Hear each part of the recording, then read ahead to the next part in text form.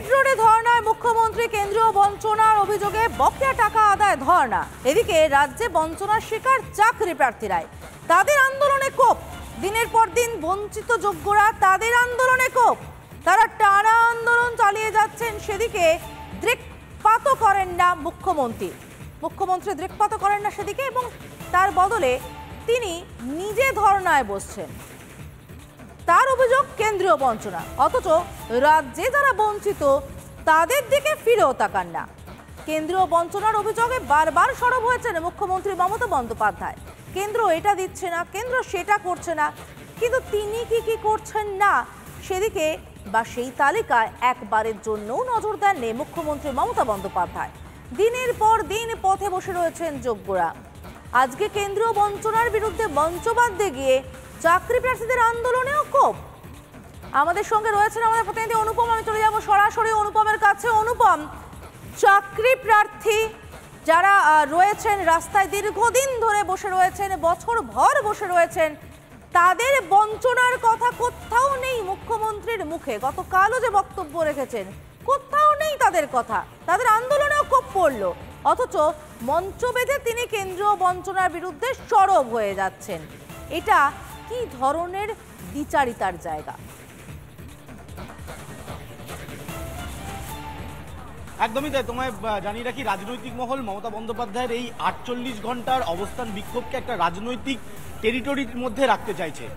এই রাজনৈতিক টেরিটরিটা হচ্ছে মমতা বন্দ্যোপাধ্যায় যে দাবিটাকে সামনে রেখে 48 ঘন্টা অবস্থান করছেন, সেই দাবিটা হচ্ছে 100 দিনের শ্রমিকের টাকা কেন্দ্রীয় সরকারকে দিতে হবে।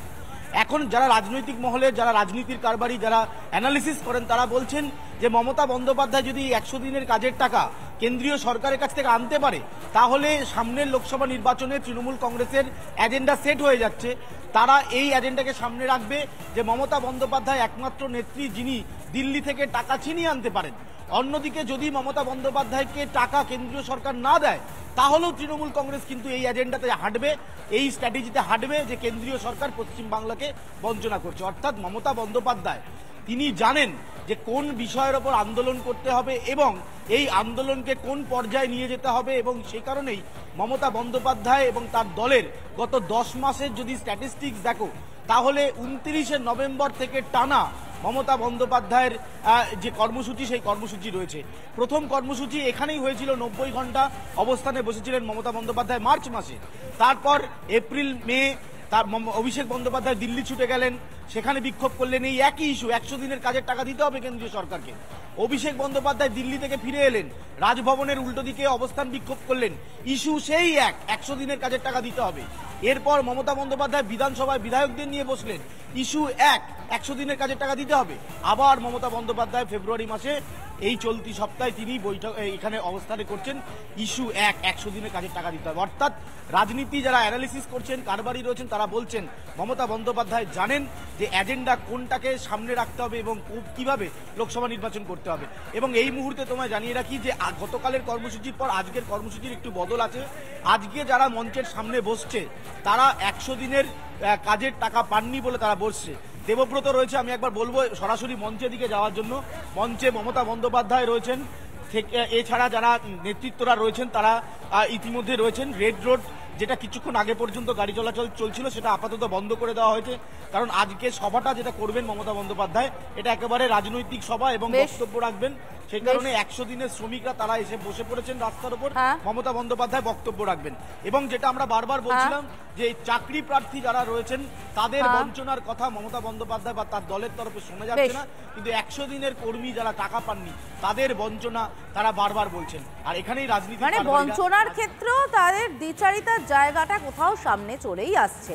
100 দিনের কর্মীদের বঞ্চনার কথা তিনি বলছেন, কিন্তু তার রাজ্যে, তার রাজ্য সরকারি যে চাকরি প্রার্থীরা, তারা যে চাকরি পাচ্ছেন না বা তারা যে চাকরির দাবিতে দীর্ঘদিন ধরে রাস্তায়, সেই বঞ্চনার কথা কোথাও তার মুখে নেই। দেখুন সে ছবিটা, করুণাময়ীতে দীর্ঘদিন ধরে যারা বসে আছেন নিয়োগের দাবিতে, পথে রোদ জল ঝড় সব সহ্য করে, তারা কেমন আছেন তুলে ধরছেন আমাদের প্রতিনিধি সৈকত।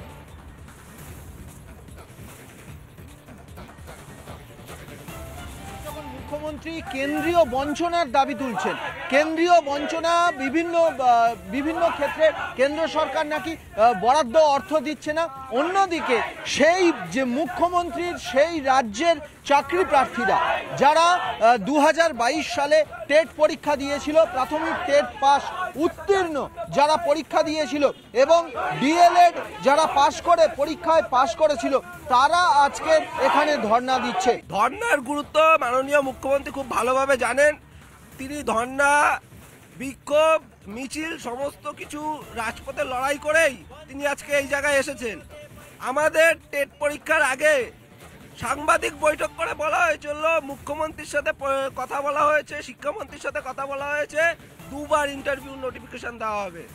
কিন্তু 2023 সাল পেরিয়ে গেছে, আজকে 2024 সাল, এখনো পর্যন্ত আমাদের ইন্টারভিউ নেওয়া হয়নি। আজকে 5 বছর বাদে আমাদের পরীক্ষাটা হয়েছিল। রাজ্যে কোনো 5 বছর ধরে টেট পরীক্ষা হয়নি। সেখানে দাঁড়িয়ে সভাপতি মহাশয় বলছেন 50,000 শূন্যপদ আছে, অনুমোদন পেলেই উনি নিয়োগ করতে প্রস্তুত। তাহলে এই 50,000 শূন্যপদ কেন সরকার এবং শিক্ষা দপ্তর অনুমোদন দিচ্ছে না? না, কেউ আসেনি। আমরাও যোগাযোগ করার চেষ্টা করেছি, পর্ষদ সভাপতির কাছে আগের দিন গিয়েছি, উনি দেখা করতে চাননি। উনি হয়তো ব্যস্ততা আছে, কিন্তু দেখা করেননি। আমরা তো চাইছি, উনি বলেছিলেন যদি স্টে উঠে যায় আমাদের 48 ঘন্টার মধ্যে নিয়োগের বিজ্ঞপ্তি দিবে, কিন্তু অলরেডি 48 ঘন্টা পার হয়ে গেছে, এখনও উনি এই নিয়ে কোনো কথা বলেনি। তাই আমরা এই নিয়ে কিন্তু আমাদের বিক্ষোভ চলছে। আমরা এরপরে কিন্তু আরও বৃহত্তর আন্দোলনে সামিল হব।